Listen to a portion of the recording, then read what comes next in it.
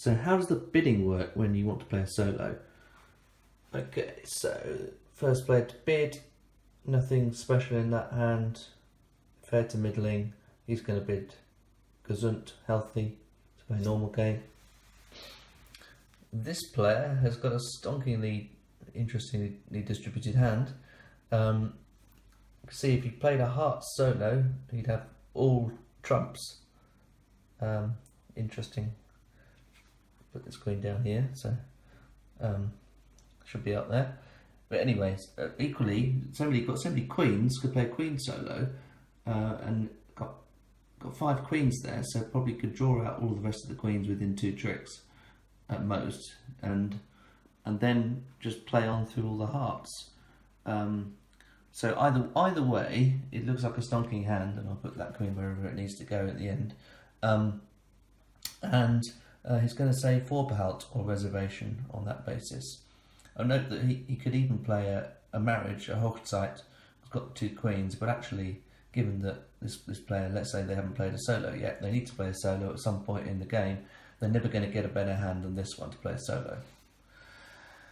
This player, so we have 1 Vorbehalt already over there, 1 reservation. This player looks at their hand and they think, ooh, wow, it could be good enough for a Fleischlos, a vegetarian, or the no trump solo, because although it's got precious few, it's got 1 trump, the ace of diamonds, but got quite long spades and club suits.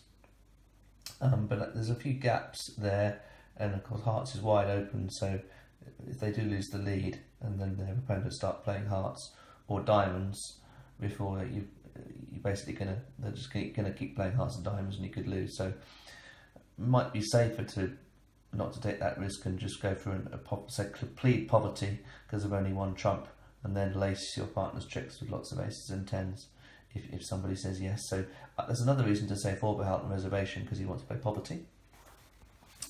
So that's 2 reservations we've got so far in this deal.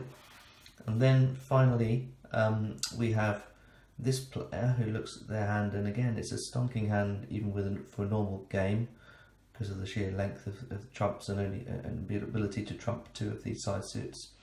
But again, this player hasn't played a solo, and look at the number of jacks he's got there. It's possibly strong enough to play a diamond solo or a jack solo, but either way he's going to go for a solo, so he's going to say Vorbehalt as well.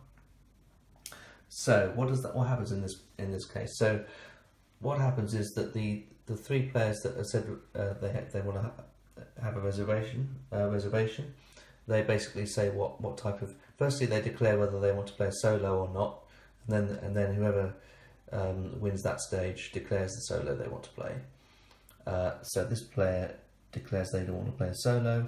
This player says no solo because they want to play poverty, and this player says solo. Then the standard rules are that it's the first player to the left of the dealer who said they want to play a solo that will play their solo. If both players haven't yet played their compulsory solo. If one of those players had already played a solo and they wanted to play a voluntary solo, then the player with the compulsory solo would win the bidding, and it would be their contract. So it would be them against the other 3. In this case, let's say that neither player has played a solo before in this game, so because this player here is the first player to declare solo, they get to play against the other 3.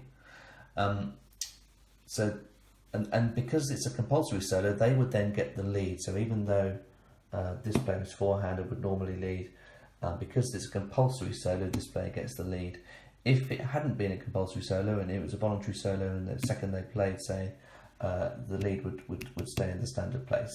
So typically you get an advantage from the lead. So it's riskier to play a voluntary solo unless you're actually already on lead. Compulsory soloists always get the lead. What will then happen after that round is that the same dealer here will deal again. So you'll just repeat. So this player will still get to be forehand next time round, so they don't lose the advantage of being in the lead themselves next time round. And sorry, I forgot to say that this player is basically gonna go for a queen's solo. Queens and jacks solos, when you've got good long side suits like this, so we'd move what would happen is the 10 of hearts then goes back into the heart suit.